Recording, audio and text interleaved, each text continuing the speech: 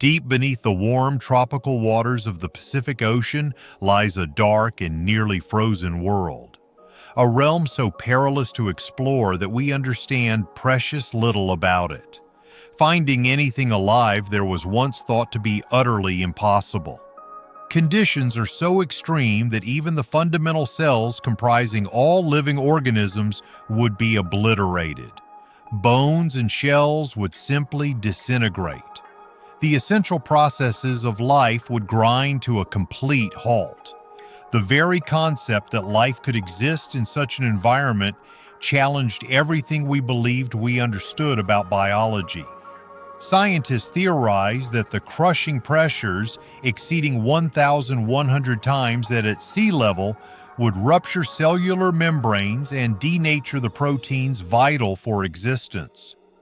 The near-freezing temperatures, hovering just above 0 degrees Celsius, should have slowed biochemical reactions to the point where metabolism becomes entirely impossible. The complete absence of sunlight meant no photosynthesis, severing what we considered the primary energy source for all ecosystems. The water itself becomes so dense under pressure that it behaves almost like a different substance entirely. The physics of such depths seemed incompatible with the delicate machinery of life as we knew it. Yet nature, as we've discovered time and time again, possesses a remarkable ability to astound us. That was until 1960, when a creature was observed at the very bottom. The first signs of life had been discovered. But things became even more extraordinary because not only was life found at these depths, that life had evolved to thrive here and nowhere else on our planet. The discovery revolutionized our understanding of life's boundaries and possibilities. These organisms hadn't merely survived, they had developed sophisticated mechanisms to flourish in conditions that would instantly annihilate surface-dwelling creatures. Their cell walls had adapted to withstand crushing forces that would compress a human body to the size of a marble. Their proteins had evolved unique structures that remained stable under pressures that would normally cause them to unfold and cease functioning. Most remarkably, they had developed entirely new metabolic pathways, completely independent of the sun's energy. This was nothing short of a biological revolution occurring in Earth's most extreme environment. Much of what we understand about this secretive place comes from rare specimens that have been retrieved by remote probes or are occasionally caught by deep-sea fishing operations. Strange creatures that have adapted to living in conditions we still don't fully comprehend are sometimes washed up on our shores. The journey to the surface is itself a death sentence for these deep-sea inhabitants. As they rise through the water column, the decreasing pressure causes their gas-filled organs to expand catastrophically. Their specialized proteins begin to denature as the pressure drops dramatically. By the time they reach the surface, they bear little resemblance to their living forms in the depths. Removed from their natural environment, they are distorted out of shape, often destroyed altogether, so we can only speculate what they should look like and how they might live. It's like trying to understand an alien civilization by examining the wreckage after a spacecraft has crashed on Earth. The delicate structures that allow these creatures to navigate their pitch-black world collapse without the supporting pressure of the deep. Their bioluminescent organs, which create ethereal light shows in the darkness, fade and perish within minutes of reaching the surface. The vast expanse of our deep ocean floors remains the last unexplored frontier on our planet, waiting to be discovered. To put this into perspective, we have mapped the surfaces of the Moon and Mars in greater detail than we have mapped our own ocean floors. Less than 5% of the deep ocean has been explored, compared to 100% of the Moon's surface. This means that right here on Earth, beneath miles of water, lie landscapes more alien and unknown than the surface of our celestial neighbor. Entire mountain ranges, volcanic systems, and ecosystems remain completely undiscovered. This is Stellify Science, and you're joining us on an incredible journey. Come with us as we venture into the deepest of them all, the Mariana Trench. The historic discovery. Our journey began 150 years ago when the British ship HMS Challenger was nearing the end of a 4-year mission, the first comprehensive mapping of the ocean floors. The HMS Challenger expedition, launched in 1872, was humanity's first systematic attempt to understand what lay beneath the waves. This wasn't merely a mapping mission, it was a comprehensive scientific expedition that would lay the foundation for the entire field of oceanography. The ship carried a crew of 243 men, including 6 civilian scientists who would face hardships that would challenge even the most seasoned sailors. They had already taken hundreds of soundings, a back-breaking job in all weather conditions, from blistering tropical heat to frozen polar waters. Each sounding required the coordinated effort of dozens of men working in perfect synchronization. The process was exhausting and dangerous. In rough seas, men could be swept overboard while hauling in the heavy line. The lead weight itself weighed over 200 pounds and had to be carefully managed to prevent it from crashing through the ship's hull. Lowering a lead weight until it touched the ocean floor, then pulling up meter after meter of cold and heavy wet rope. The rope, when fully extended, could weigh several tons when saturated, requiring teams of sailors working in shifts to retrieve it. In polar waters, the rope would freeze solid, making the task nearly impossible and extremely hazardous. Ice would form on the deck, making footing treacherous as men strained against the weight of waterlogged hemp rope. The picture that emerged was of a featureless surface of mud and silt around 3 to 4 kilometers below the surface. For months, the soundings had revealed a monotonous seabed, leading many to believe that the ocean floors were uniformly shallow and geologically inactive. This assumption shaped scientific thinking about ocean basins for decades, with many believing they were simply broad, shallow depressions filled with sediment from the continents. The ocean was seen as a static, unchanging environment. Alone in the empty ocean 2,000 kilometers east of the Philippines, they were taking another routine sounding. The date was March 23, 1875, and the weather was unusually calm for this region of the Pacific. The crew had been at sea for nearly 3 years, and what had once been exciting discoveries had settled into routine measurements. The endless cycle of lower measure retrieve had become monotonous labor. On this day, however, the lead weight did not touch the bottom at 3 kilometers down, nor at 4 or even 5. It kept lowering into the deep. The silence on deck must have been palpable as the line continued to disappear into the depths. More rope was added, and still it went down. We can only imagine how they must have felt as they tied on yet more rope, and that lead weight kept sinking into the depths, right underneath the thin wooden hull of their ship. The crew began to whisper amongst themselves. Some crossed themselves, muttering prayers. Others stared into the depths, trying to comprehend what lay beneath them. The implications were staggering. They were floating above an abyss deeper than any mountain was high. Sailing the high seas in those times was a treacherous ordeal. The crews trusted their faith in traditions and superstitions. Ships would often vanish without a trace, leading to tales of sea monsters and supernatural forces.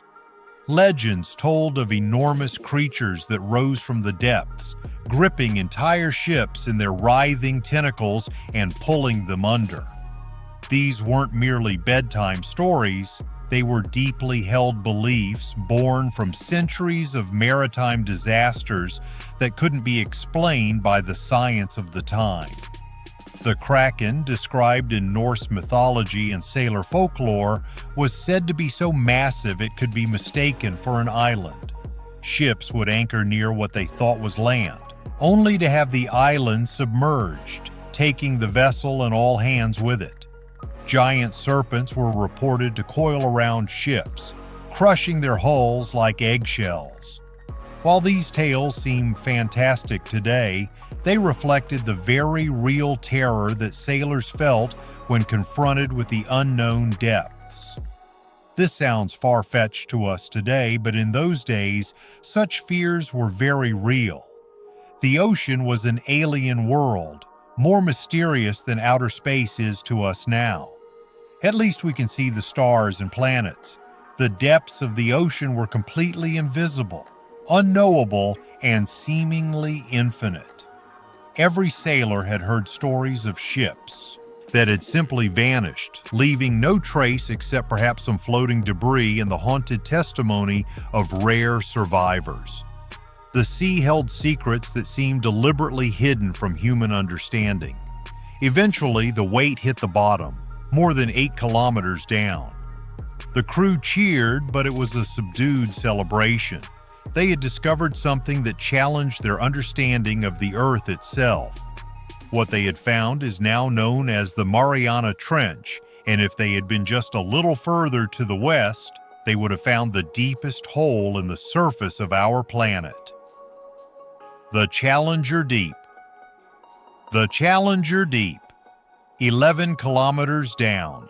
Mount Everest would disappear into this hole, and it would keep sinking down 2 kilometers below the surface. To truly grasp this depth, imagine stacking 5 Empire State Buildings on top of each other and dropping them into this chasm. They would vanish completely with room to spare. If you could somehow drill a tunnel through the Earth starting from the bottom of Challenger Deep, you would still have to dig another 6,360 kilometers to reach the planet's core. The Mariana Trench is vast, a 2,500-kilometer-long curved valley on the ocean floor, almost 70 kilometers wide. This isn't just a crack in the sea floor, it's a geological feature larger than most countries. The trench is longer than the distance from London to Moscow, and in some places it's wider than the English Channel. It begins 2,000 kilometers south of Japan, first curving southeast, then turning westward toward the Philippines. The valley sides to the west are steep cliffs of exposed igneous rock, some rising nearly vertically for several kilometers.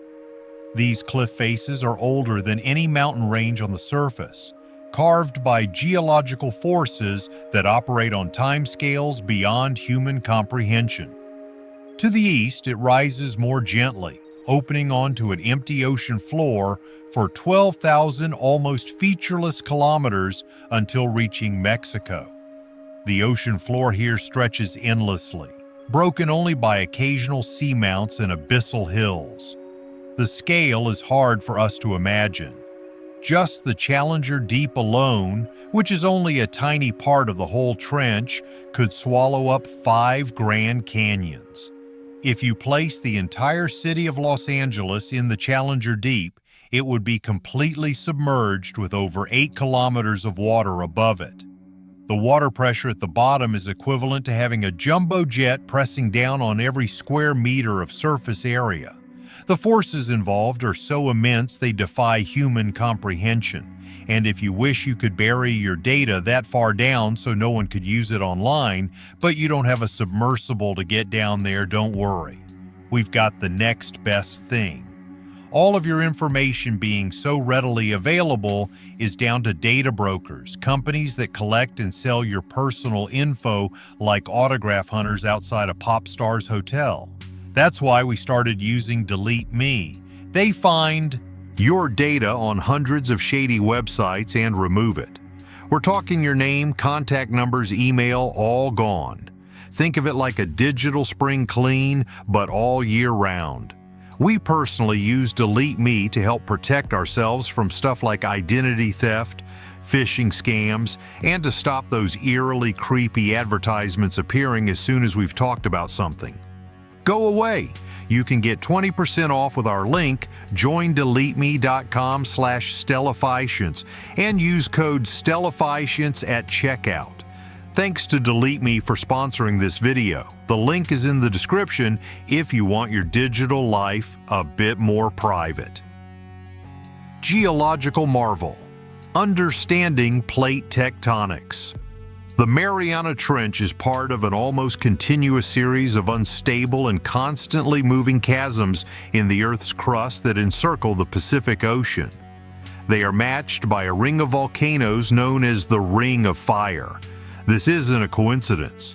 These features are intimately connected by the same geological processes that have been reshaping our planet for hundreds of millions of years. An astonishing 90% of all earthquakes are caused by movements of this 40,000-kilometer fracture where rock faces, many kilometers deep into the Earth, grind together and destroy each other. The forces involved are so immense that they can shift entire islands, trigger tsunamis that cross oceans, and create mountain ranges in a matter of thousands of years. Geological moments in Earth's timeline. The Ring of Fire is home to 75% of the world's active volcanoes. From Mount Fuji in Japan to Mount St. Helens in Washington State, from the volcanic islands of Indonesia to the Andes Mountains in South America, this ring of destruction and creation shapes the lives of over half the world's population. The energy released by these geological processes is staggering. A single major earthquake can release energy equivalent to thousands of nuclear weapons. We are only now beginning to learn how the surface of our planet has changed over time, why the continents are arranged the way they are, and how these deep rifts in the planet's surface play a vital role in that story. The theory of plate tectonics, developed in the 1960s and 70s, revolutionized our understanding of Earth's geology. Before this, scientists couldn't explain why fossils of identical species were found on opposite sides of oceans, or why the coastlines of continents seemed to fit together like puzzle pieces. To understand what created this remarkable geological feature, it helps to look first at the Atlantic Ocean on the other side of the Americas. The Atlantic tells a story of separation and creation, while the Pacific tells a story of collision and destruction. These two processes, working together like a massive planetary engine, drive the geological forces that create everything from mountain ranges to ocean trenches. The surface of our planet is made from continents and oceans. That is not as simple as which parts are above water and which are hidden below the waves. This distinction is fundamental to understanding how our planet works. The continents and the oceans are completely different components of the Earth's crust, all floating on a ball of hot rock called magma. Think of the continents as icebergs floating on an ocean of magma. Just as icebergs rise above the water because they're less dense than seawater, continents rise above sea level because they're less dense than the oceanic crust. Enormous lumps of the Earth's crust adrift in the oceans and, like icebergs, mostly hidden below the surface. Continental crust extends 30 to 50 kilometers down into the Earth, compared to oceanic crust, which is only 6 to 8 kilometers thick. Between them is a thin layer of ocean crust filling the gaps, similar in scale to the skin of an apple. If Earth were the size of an apple, the oceanic crust would indeed be thinner than the apple's skin. This perspective helps us understand how thin and fragile this layer really is, and how remarkable it is that such a thin shell can support the weight of kilometers of water above it. The continents are ancient. They are thick layers of varying types of rock that have built up over billions of years. Some continental rocks are over 4 billion years old, dating back to when Earth was a very different planet. These ancient rocks tell stories of early atmospheres, primitive life forms, and cataclysmic events that shaped the early Earth. Ocean crust is much younger, mere millions of years old and thinner, made from solidified magma. The age difference is crucial to understanding plate tectonics. Continental crust is like an old, thick book that has accumulated many chapters over billions of years. Oceanic crust is like a thin pamphlet, quickly written and just as quickly recycled. No oceanic crust older than 200 million years exists anywhere on Earth. It has all been recycled back into the mantle through subduction. The dance of continents. The ocean floors and the continents move around, dragged across the globe by thermal currents in the magma below. These movements are incredibly slow by human standards, typically a few centimeters per year, about the same rate that fingernails grow. But over geological time, these tiny movements add up to massive changes. Over millions of years, continents can travel thousands of kilometers. All the continents were once crammed together into one supercontinent that we call Pangaea. Pangaea existed about 335 million years ago and began breaking apart around 200 million years ago.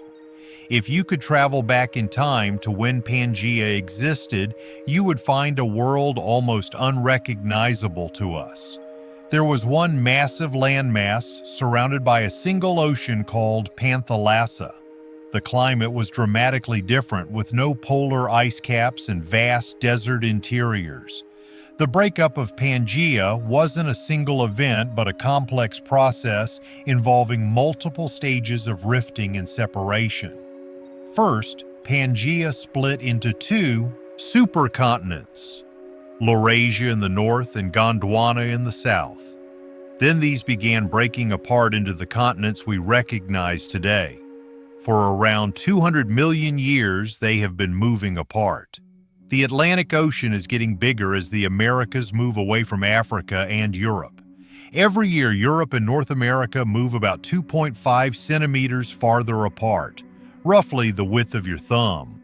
This might not sound like much, but over the 200 million years since the Atlantic began opening, it has grown from nothing to over 6,000 kilometers wide. As they move apart, a new ocean floor is being continuously made at what is called a divergent fault, filling the gap roughly down the center of the ocean. This underwater mountain range, called the Mid-Atlantic Ridge, is one of the most remarkable geological features on Earth. It stretches for over 10,000 kilometers from the Arctic Ocean to beyond the southern tip of Africa. If it were on dry land, it would dwarf the Himalayas. This process is driven by the thermal currents in the underlying magma. Deep in the Earth's mantle, hot rock rises toward the surface while cooler rock sinks, creating massive circulation patterns called convection cells. These are like enormous, incredibly slow versions of the circulation patterns you see in a pot of boiling water, but operating over millions of years. They rise up, then spread east and west, forcing the continents apart and creating more ocean floor. At the Mid-Atlantic Ridge, magma continuously wells up from deep in the earth, cools in contact with seawater, and solidifies to form new oceanic crust. This process, called seafloor spreading, adds about 2 to 3 square kilometers of new ocean floor to the Atlantic every year. The Pacific's story of destruction. If the Americas are moving westward, away from Africa and Europe, then they must be getting closer to Asia and Australia, making the Pacific Ocean smaller. This is indeed happening. The Pacific Ocean, which currently covers about 1/3 of Earth's surface, is shrinking by several centimeters per year as the continents around its margins converge. The same forces that create new ocean floor in the Atlantic are also at work in the Pacific, driven by the thermal currents in the magma underneath. However, the Pacific has a different story to tell. While the Atlantic is dominated by seafloor spreading and continental separation, the Pacific is characterized by subduction and continental collision. This is constantly producing a new ocean floor called the Pacific Tectonic Plate, which flows outward like a geological conveyor belt. The East Pacific Rise, the Pacific's equivalent to the Mid-Atlantic Ridge, creates new oceanic crust that spreads both east and west. The eastward moving crust eventually collides with and disappears beneath the Americas, while the westward moving crust travels thousands of kilometers before meeting its fate at trenches like the Mariana. But the Pacific Ocean is getting smaller, so where does all this ocean floor go? This was one of the great puzzles that led to our understanding of plate tectonics. The answer lies in the destructive margins around the Pacific, where oceanic crust returns to the mantle from which it came. The Mariana Trench was a vital clue in solving this puzzle. All around the outer limits of the Pacific Ocean, this outwardly flowing ocean crust meets the continents of the Americas to the east and Asia and Australia to the west. These collision zones are among the most geologically active places on Earth, responsible for most of the world's major earthquakes and volcanic eruptions. As it moves outward, the ocean floor must go somewhere. It is forced downward, sinking under the continents around it, returning to the magma from which it formed, a process called subduction. This is the biggest recycling operation on the planet. Every year, dozens of cubic kilometers of oceanic crust disappear into subduction zones, eventually melting and returning to the mantle. This massive line of destruction is what creates earthquakes and the volcanoes that surround the Pacific Ocean, the Ring of Fire. As the ocean floor is forced down into the magma below, some of it melts and rises, bursting out at the surface as volcanoes. The descending oceanic plate carries water and sediments with it, and as these materials heat up in the mantle, they lower the melting point of the surrounding rock, creating magma that rises to form volcanoes. That is why, on the outer side of these subduction faults, you find a line of volcanoes, and at the faults themselves, you find the deep ocean trenches. This relationship between trenches and volcanoes is one of the key pieces of evidence that led scientists to understand plate tectonics. Wherever you find a deep ocean trench, you can predict that there will be a line of volcanoes roughly 100 to 200 kilometers inland from the trench. The journey to the depths.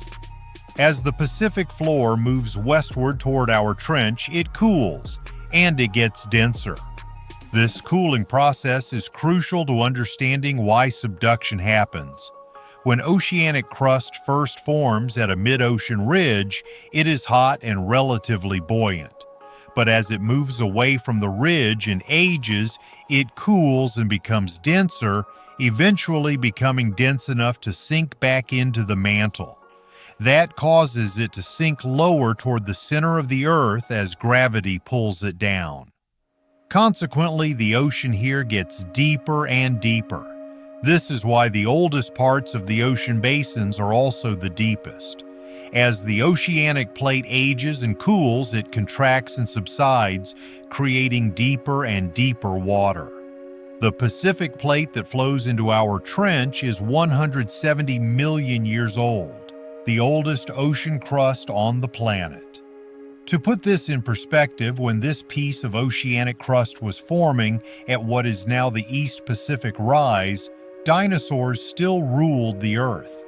It has been slowly moving westward for all this time, cooling and getting denser as it travels thousands of kilometers across the Pacific Basin. It was formed when the continents first started to break apart, and now it has come to the end of its life.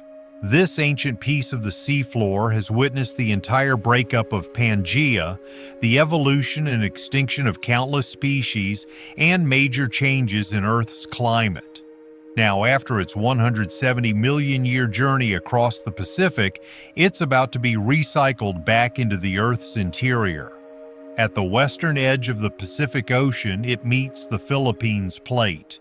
This younger and less dense slab of the Earth's crust sits much higher above the mantle. The difference in age and density between these two plates is crucial to understanding why subduction occurs here. The old, cold, dense Pacific plate naturally sinks beneath the younger, more buoyant Philippines plate. It simply rides over the older, sinking ocean floor, pushing it further down, bending a layer of solid rock that is several kilometers thick. Imagine trying to bend a thick steel plate. The forces required would be enormous. Now imagine that the steel plate is several kilometers thick and dozens of kilometers wide. The forces involved are unimaginable.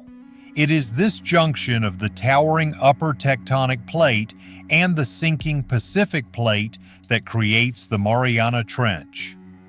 The trench marks the place where the Pacific plate begins its final journey into the Earth's interior. As the plate bends and descends, it creates the deepest parts of our planet's surface. Geological wonders of the deep. This zone of destruction creates some of the geological wonders of the world. The interaction between the descending Pacific plate and the overlying Philippines plate generates incredible geological activity. Here there are gigantic active mud volcanoes, pouring out hydrogen into the Pacific waters, one of which is 50 kilometers in diameter. These mud volcanoes are unlike anything found on land. Instead of erupting molten rock, they spew out mixtures of water, sediment, and various gases from deep within the Earth. The largest of these structures rivals the size of major cities, creating underwater mountains of mud and debris that rise kilometers above the surrounding sea floor. There is a volcano that spews out almost pure carbon dioxide, which emerges as a liquid, not a gas, because of the enormous pressure at these depths. This liquid CO2 is denser than water and flows along the sea floor like an underwater river of acid.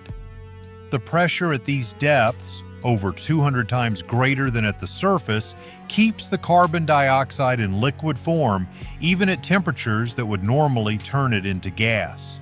Another has a pool of molten sulfur in its crater, found only here and on one of the moons of Jupiter. This discovery was particularly exciting for astrobiologists studying the possibility of life elsewhere in the solar system. If life can exist around sulfur pools in Earth's deep ocean, perhaps similar life forms could exist in the sulfur-rich environments of Jupiter's moon, Io deep fissures, vent columns of boiling water, rich in minerals, which some believe to contain the secrets of the origins of life on our planet. These hydrothermal vents create oases of life in the deep ocean, powered not by sunlight but by the chemical energy released by the Earth itself. The water emerging from these vents can reach temperatures of over 400 degrees Celsius, hot enough to melt lead. Yet it supports thriving ecosystems of bacteria, tube worms, and other specialized organisms. The challenge of exploration. While fascinating in their own right, our interest today is not among these volcanoes and thermal vents. We want to see what it would be like to travel down into the trench itself, thousands of meters deeper into the ocean, then make the most extreme dive of them all, into the Challenger Deep. You may think that at 10,935 meters, the Mariana Trench is somehow a freak of geology, an unexpected deep hole of unusual depth, but other trenches around the Pacific are of a similar depth. The deepest parts of our oceans are not unique anomalies, but rather the natural result of the subduction process operating around the Pacific Ring of Fire. The nearby Tonga Trench is 10,800 meters deep, and the Philippine Trench 10,540 meters. The Peru-Chile Trench reaches depths of over 8,000 meters, while the Japan Trench plunges to more than 9,000 meters. Each of these represents a place where old oceanic crust is being recycled back into the Earth's mantle, creating some of the most extreme environments on our planet. These rifts in the Earth's crust are constantly changing, and the depression that causes the Challenger Deep is only temporary. On geological timescales, these features are remarkably dynamic. The exact location of the deepest point can shift as the subducting plate changes angle or as sediment accumulates in different areas. What is the deepest point today may not hold that record in a million years. It will one day be dragged down into the magma, and somewhere else will become the deepest hole in the planet. This constant recycling means that the seafloor of the Challenger Deep that we explore today will eventually be consumed by the subduction process, heated to thousands of degrees and melted back into the mantle. In its place, new trenches will form as the dance of plate tectonics continues. The pressure problem. There are a lot of problems to overcome to explore such depths underwater, but the biggest is pressure. The word pressure doesn't adequately convey the crushing force waiting in the depths. It's not just a matter of feeling squeezed, it's about facing a force that can instantly compress human tissue to a fraction of its normal size and crush the strongest materials we can engineer. If you swim to the bottom of a pool, you can feel the water pressure in your ears. Even at just 3 or 4 meters, it gets quite uncomfortable. This discomfort comes from the weight of just a few meters of water pressing down on your body. Your ears hurt because the air spaces inside them are being compressed by the increasing water pressure. Well, at this sort of depth, that pressure is unimaginable. It is more than 1,000 times the pressure at the surface, equivalent to a ton weight on your thumbnail, and just the same as a ton weight on your thumbnail, that pressure is enough to destroy most living cells. To put this in perspective, the pressure at the bottom of Challenger Deep is roughly equivalent to having 50 jumbo jets stacked on top of every square meter of surface area. It isn't just living things that get crushed into oblivion. The destructive power of this force is astonishing.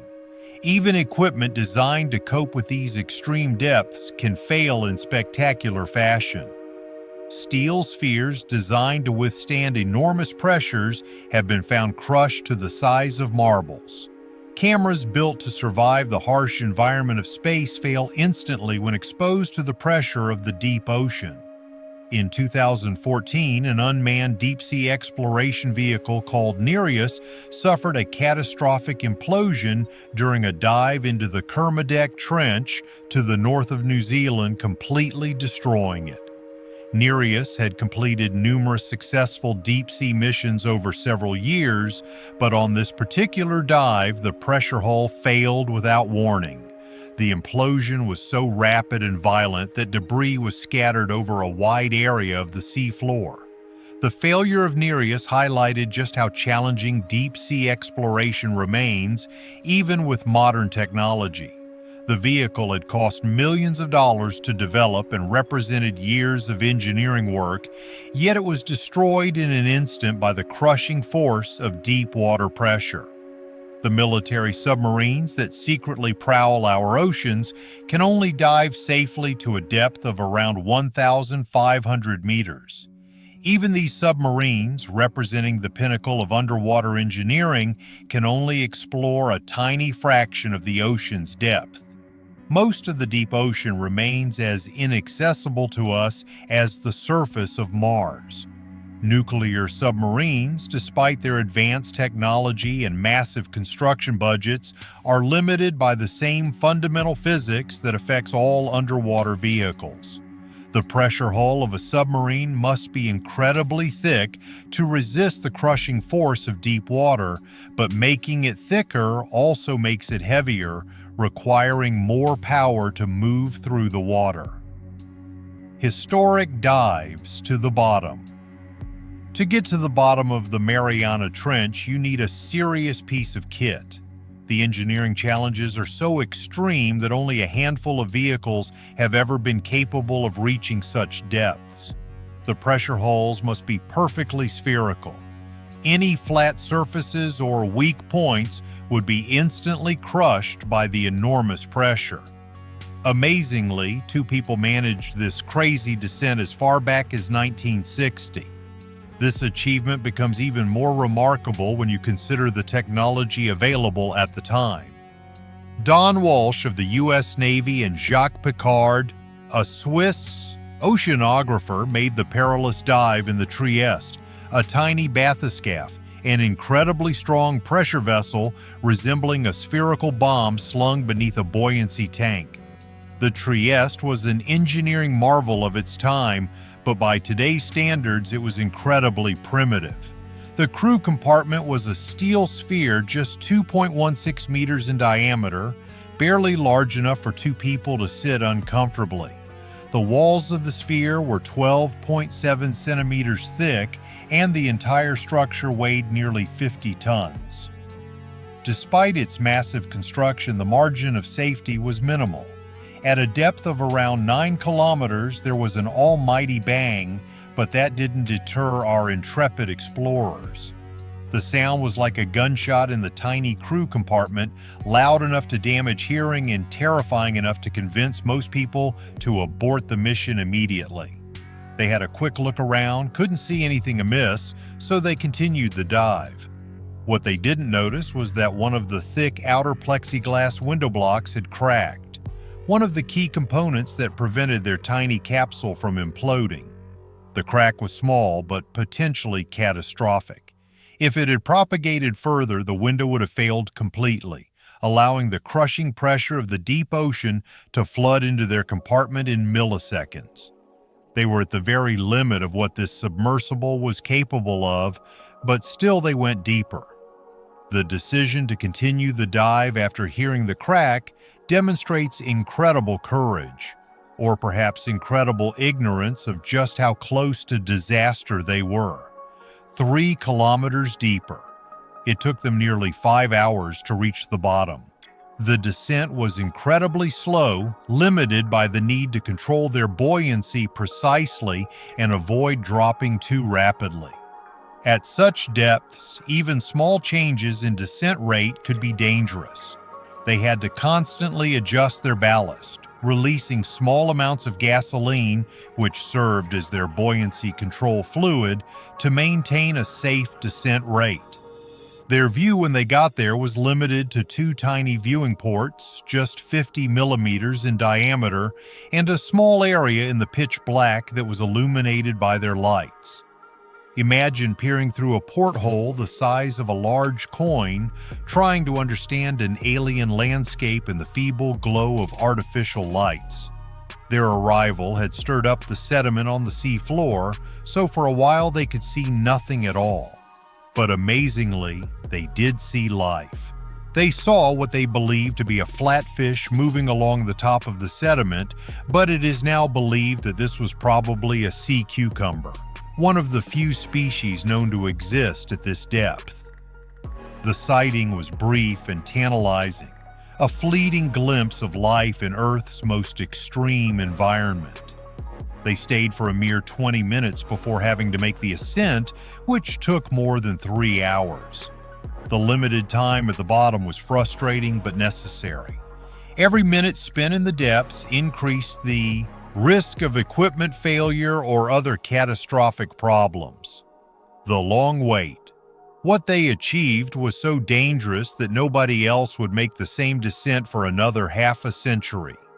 During that time, only a few unmanned vehicles were lowered into the abyss, yet nearly 7,000 people climbed to the top of Mount Everest, and 12 people went to the moon. That gives you an idea of just how technically challenging it is to explore these depths. The next manned descent was not until 2012 when James Cameron made the first solo dive into the Challenger Deep in the appropriately named Deepsea Challenger. Cameron's dive represented a quantum leap in deep-sea technology. His submersible was equipped with advanced cameras, sampling equipment, and communication systems that the Trieste crew could never have imagined.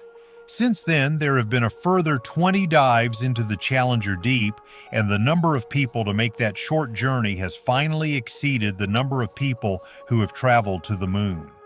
In 2021, Hamish Harding made the longest and deepest dive into the Challenger Deep.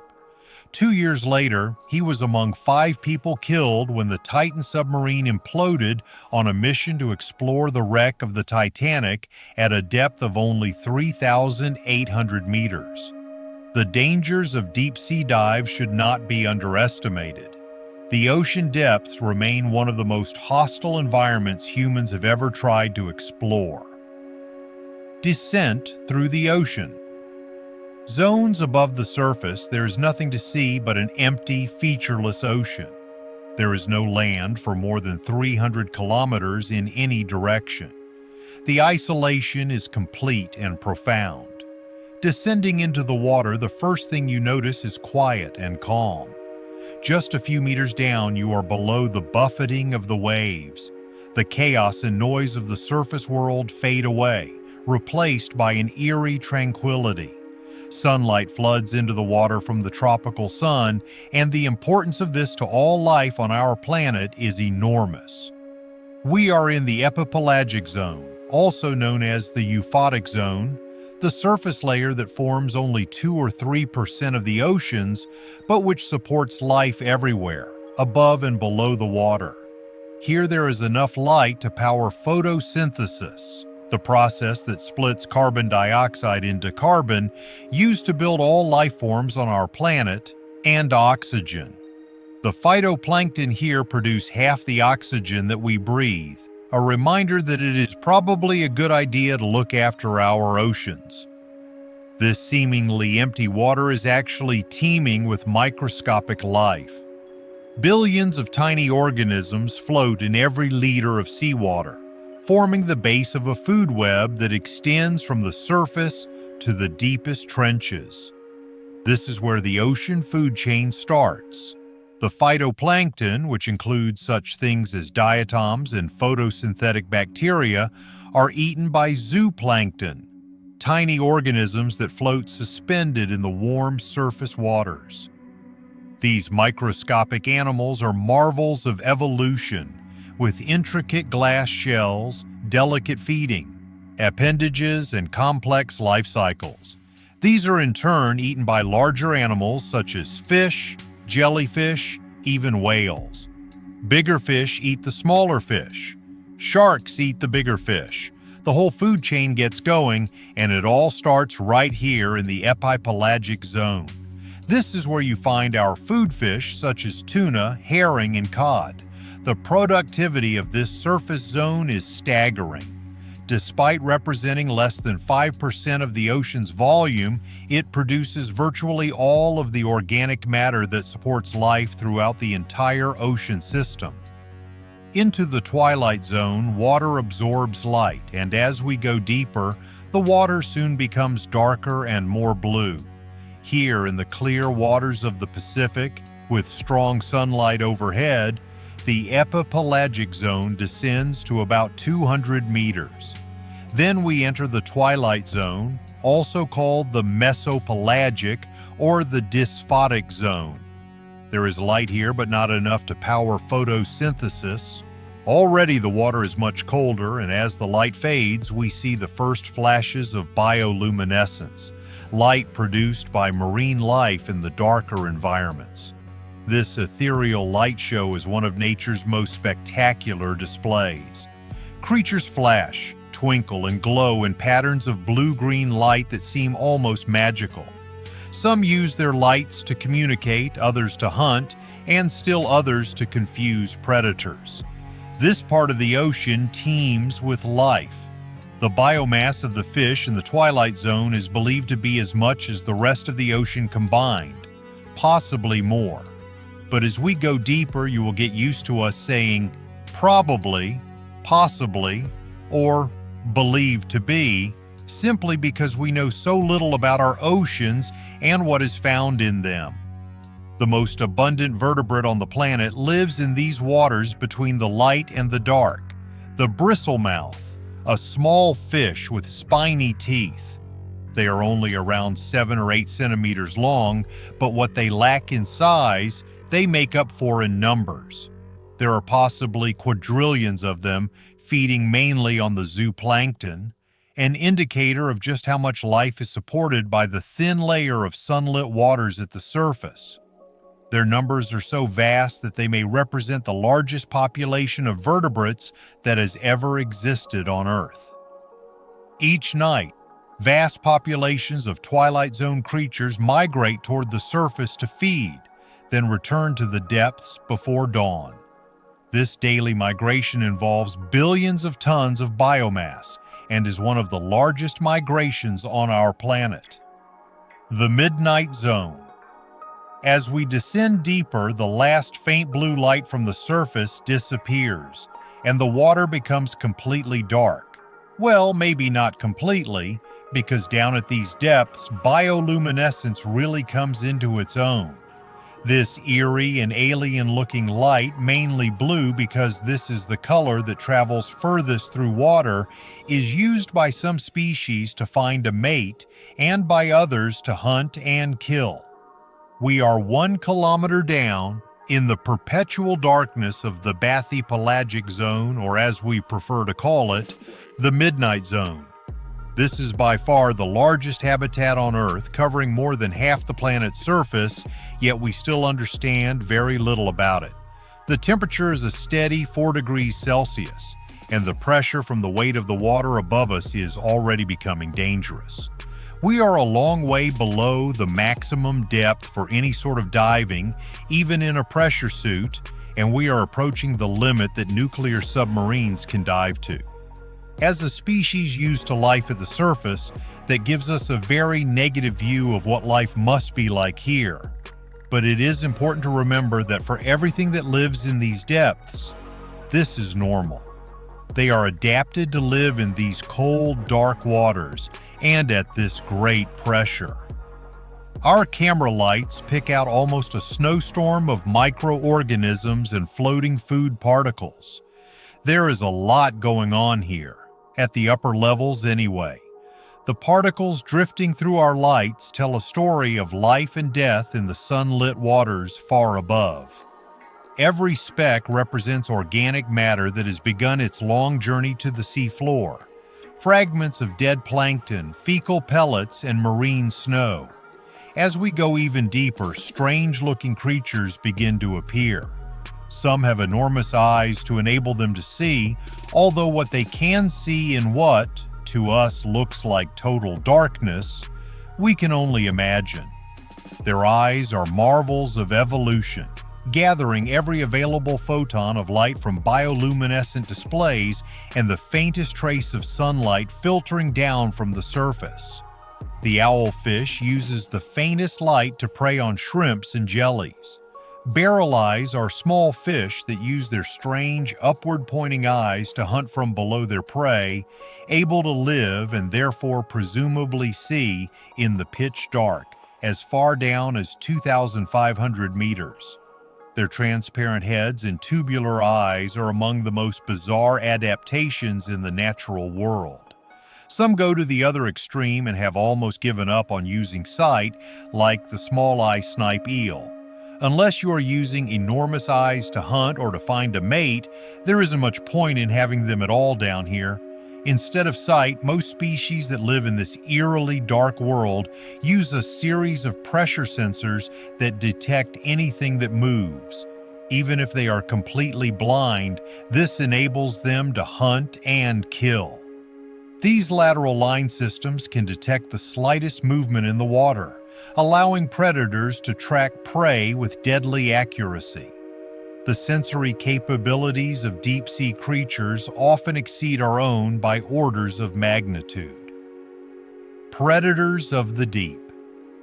There are many examples of animals that use light to attract their prey. The best known is the anglerfish, which dangles a small glowing lure.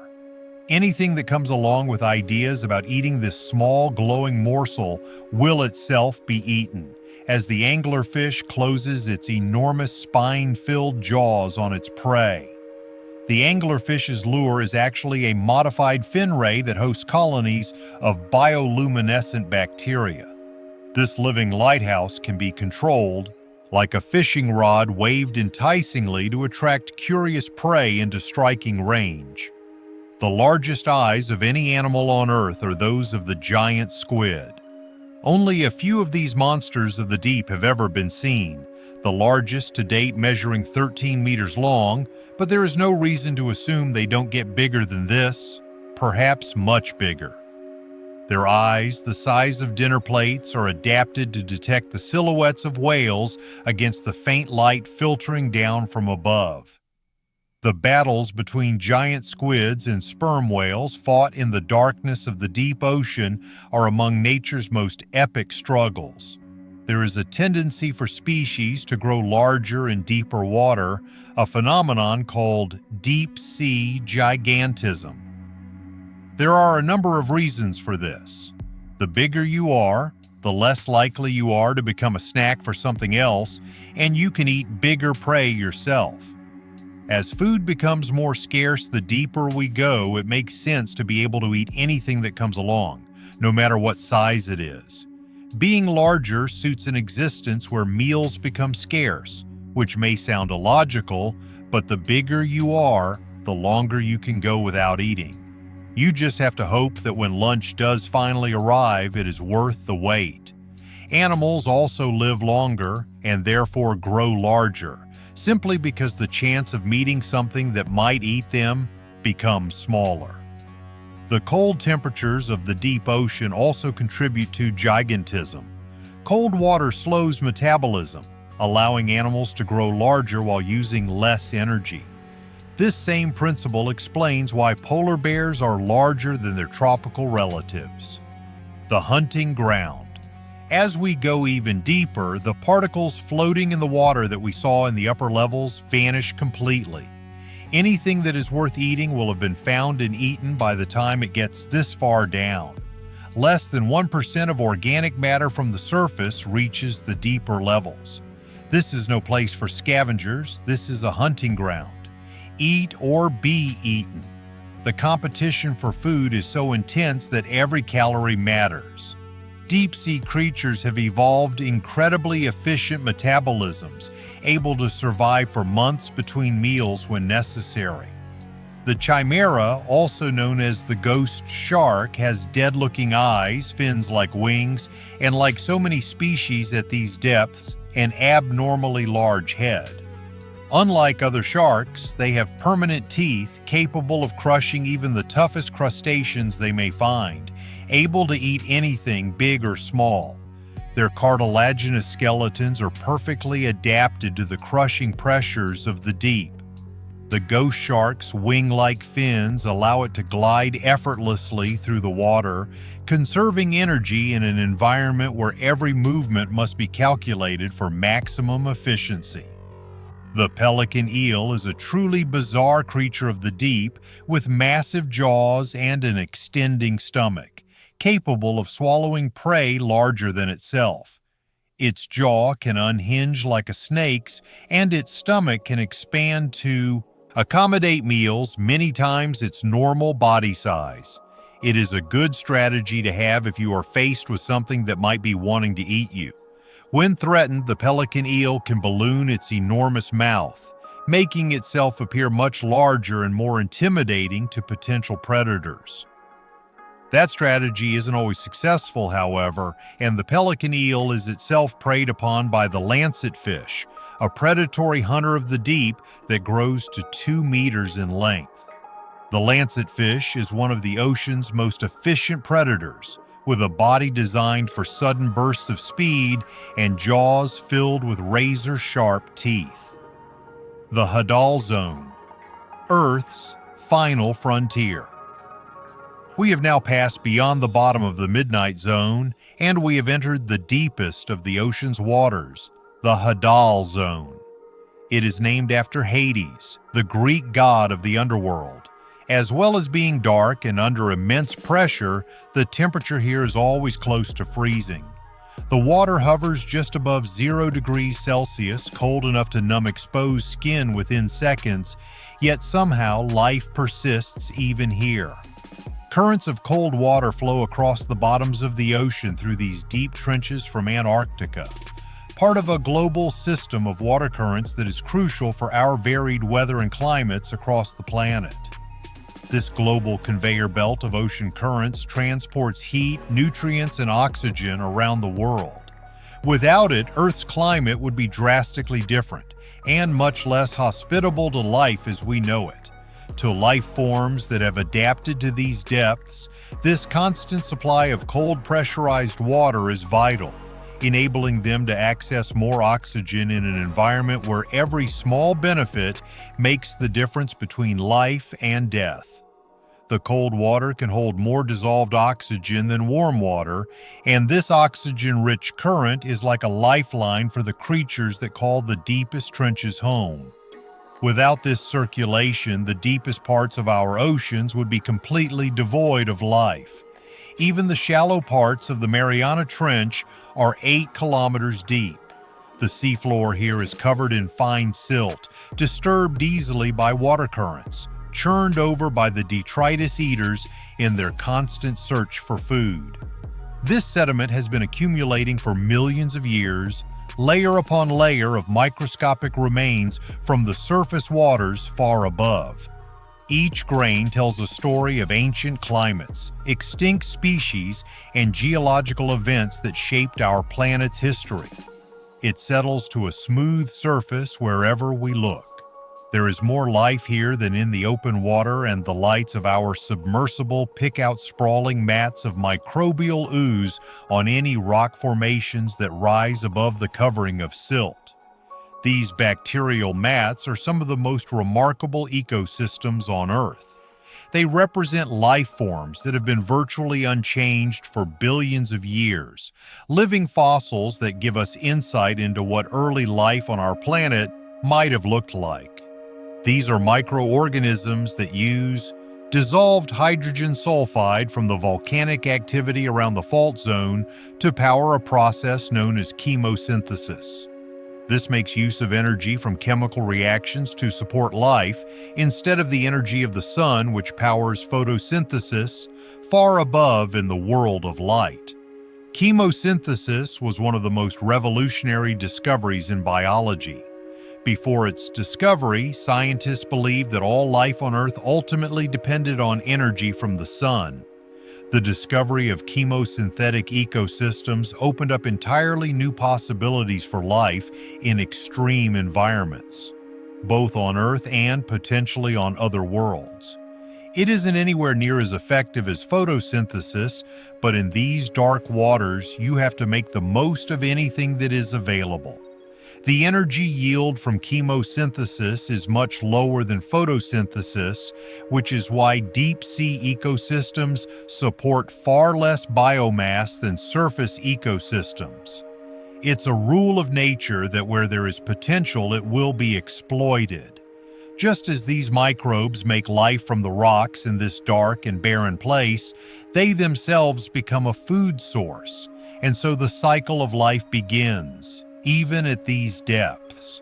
The only other food supply is whatever scarce organic matter floats down from above, but after falling through 8 kilometers of water to get here, passing the marine life that constantly scavenges for any food that can be found, very little makes it this far. This phenomenon is known as the marine snow, but by the time it reaches these depths, it's more like marine dust. The few particles that make it this far are precious resources, fought over by the sparse populations of deep-sea scavengers. Life in the deepest waters. The main scavengers at this depth are giant amphipods. Don't get too excited by that word giant, but growing to more than 30 centimeters, they are giants compared to other amphipods, normally only a few millimeters in length. These crustaceans have evolved remarkable adaptations for life under extreme pressure. Their shells are reinforced with special proteins that remain flexible under crushing forces that would destroy surface-dwelling relatives. Translucent sea pigs, a type of sea cucumber with long antenna-like projections that seem to have many functions, including acting as legs, scavenge the sea floor, looking for anything that may be nutritious. These bizarre creatures move across the seafloor like underwater pigs, hence their name. Their translucent bodies allow us to see their internal organs working, a window into the physiology of deep-sea life. They are attracted to carcasses that fall into these depths and will appear in large numbers to feed on those rare feasts. When a whale carcass falls to the deep ocean floor, it can support an entire ecosystem for decades, attracting scavengers from across the abyssal plains. Here we also find Mariana snailfish and cusk eels, the deepest known fish on Earth. These fish have evolved remarkable adaptations for surviving under crushing pressure, including specialized proteins that function normally under conditions that would denature proteins from surface fish. The word known is the key part of that sentence because there is so much that we don't know about these deepest parts of the oceans. There could be other fish living in these deep waters, or even deeper, but we just haven't discovered them yet. Every expedition to the deep ocean reveals new species, new adaptations, and new mysteries. The rate of discovery suggests that the majority of deep-sea life remains unknown to science. Finding anything at all is more a case of luck than endeavor. The deep ocean is so vast and so difficult to explore that our surveys represent tiny samples of an enormous ecosystem. Here we find what look like large lumps of jelly sticking to the rocks. Xenophyophores, single-celled organisms that grow to a size of 20 centimeters or more, almost the size of a football. That is crazy for a single cell, impossible, yet here they are, made possible by an environment that would destroy cells found at the surface. These giant single cells challenge our understanding of cellular biology and the limits of life. Their size is made possible by the extreme pressure, which actually helps support their cellular structure. They represent one of the most extreme forms of life on our planet, pushing the boundaries of what we thought was biologically possible. Medical breakthroughs from the depths. There is an important side to all these interesting discoveries that we are only now beginning to realize. Examples of pushing life to extreme limits, such as the xenophyophores, are where we learn about how cells work, how the processes inside cells and bodies can be adapted and changed, and that is where we learn about life itself. The enzymes that function in deep-sea organisms under extreme pressure and temperature have led to breakthroughs in biotechnology and medicine. These extremozymes can work in conditions where normal enzymes would fail, opening up new possibilities for industrial applications and medical treatments. New medical treatments and cures frequently originate from the study of the oddities of life on our planet. And at these depths, most life that we find is distinctly odd. The antifreeze proteins found in deep-sea fish are being studied for potential applications in organ preservation and cryogenic medicine. The unique biochemical pathways discovered in chemosynthetic bacteria have inspired new approaches to drug development and cancer treatment. Even here, the sediments hide bristleworms and decapods, such as shrimps that burrow through the sediment, surviving on the meager organic particles that descend from the surface. These burrowing creatures play a crucial role in mixing and oxygenating the sediments, creating microenvironments where other organisms can survive. Their tunnels become highways for bacterial communities and provide shelter for smaller organisms. Above the silt, we may see copepods such as free-swimming crustaceans or sea cucumbers, but as we descend deeper from the surface, life has become more scarce, for one very good reason. The deeper we go, the less there is available to support life.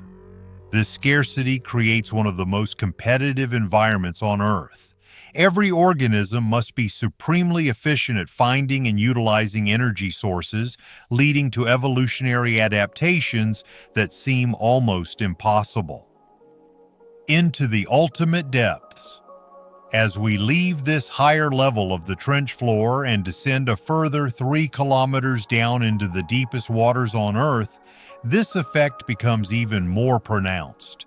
We leave the Mariana snailfish and cusk eels behind. This water is just too deep for any fish, or at least that is what is currently believed, but we simply don't know. The pressure here exceeds what we thought was the absolute limit for vertebrate life, yet nature has surprised us before. There has been so little meaningful exploration that we would be dishonest if we claimed to know much about what exists in the very deepest parts of our oceans. At the time of making this video, 27 people have visited the Challenger Deep. That is more than have visited all the other trenches on the planet combined, an area larger than Australia. Most of these dives have been little more than extreme tourism, with little scientific value. The focus on the Challenger Deep, while understandable due to its record-breaking depth, means that vast areas of other deep ocean trenches remain completely unexplored. These areas may harbor unique ecosystems and species found nowhere else on Earth. Tying a dead fish to a pole in front of a camera and taking it down to just one place on the planet's surface again and again to see what comes along to eat it tells us almost nothing. This methodology, while producing dramatic footage, provides only the most superficial glimpse of deep-sea ecology. It's like trying to understand a rainforest by watching a single tree through a keyhole. What people have seen when they have done this are a few amphipods and sea slugs. That certainly doesn't mean there is nothing else down there. It just tells us that these are the only things that are attracted to a dead fish tied to a pole and which dutifully turn up in front of the cameras so we can see them. The bias towards scavengers in these observations gives us a skewed view of deep-sea ecosystems. We're missing the predators, the filter feeders, the countless microorganisms, and the complex interactions that make up a complete ecosystem. If anything, this merely raises the question of what we are not seeing. Imagine that everything we know about the Grand Canyon is from what we could see by dropping a camera down into the same place just a few times at night with a light that only illuminates a small area in the darkness. Maybe we could take a small basket down too, which brings up a spider and a few ants. Would that tell us much about the Grand Canyon and what lives there? Of course it wouldn't, but that is a realistic comparison of how we've explored the deepest oceans, an area almost 700 times bigger than the Grand Canyon. The comparison is actually understated. The Grand Canyon, while vast, is a relatively simple environment compared to the three-dimensional complexity of deep ocean ecosystems with their chemical gradients, pressure variations, and diverse habitats. The unknown ecosystem. Only 400 species have been identified in the Hadal Zone. That is everything that has been found in all the deepest waters on the entire planet. You may think 400 is quite a lot, but compare that to the thousands that you will find in a typical freshwater lake. In ecological terms, 400 is almost nothing. A single rainforest tree can host more species than we've discovered in all the world's deepest ocean trenches combined. This stark comparison highlights just how little we know about deep-sea biodiversity. The rate of discovery in every deep-sea expedition suggests that we've only scratched the surface. Scientists estimate that the deep ocean may contain millions of undiscovered species, representing a significant portion of Earth's total biodiversity. Our deep oceans are an extremely difficult environment to explore. They are remote and cover a vast area, and the equipment needed to research the waters and the seafloor has to withstand exceptional conditions. The cost of deep-sea exploration is staggering. A single dive to the deepest parts of the ocean can cost hundreds of thousands of dollars, and the vehicles capable of reaching such depths take years to design and build. But let us put this into perspective. We have sent people to the moon. We have sent vehicles to explore Mars, Saturn, even Neptune on the edge of our solar system. Why do we still know so little about an area that covers more than half of our own planet? The answer lies partly in the fundamental differences between space and deep-sea exploration. Space, while vast, is essentially empty. The deep ocean is a three-dimensional environment filled with crushing pressure, corrosive salt water, and complete darkness. Spacecraft need to withstand the vacuum of space and temperature extremes, but they don't face the constant, crushing pressure that threatens every deep-sea vehicle. A small leak in space might cause problems. A small leak at the bottom of the ocean means instant, catastrophic implosion. The technology to explore space has been a priority for national security and international prestige for decades. Ocean exploration, while scientifically valuable, doesn't carry the same political weight or public interest as landing on Mars. The future of deep ocean exploration. What secrets remain hidden in the darkest depths of our oceans? The possibilities are staggering. We may discover new forms of life that challenge our understanding of biology, new ecosystems that could provide insights into the origin of life on Earth, or even potential solutions to medical and environmental challenges facing humanity. The deep ocean may hold the keys to understanding how life can survive in extreme environments, knowledge that could be crucial for the search for life on other worlds. The moons of Jupiter and Saturn have subsurface oceans that may harbor conditions similar to Earth's deep-sea hydrothermal vents. Climate change makes understanding deep ocean ecosystems more urgent than ever. These environments play crucial roles in global carbon cycling and ocean circulation patterns. Changes in deep-sea ecosystems could have far-reaching effects on global climate systems.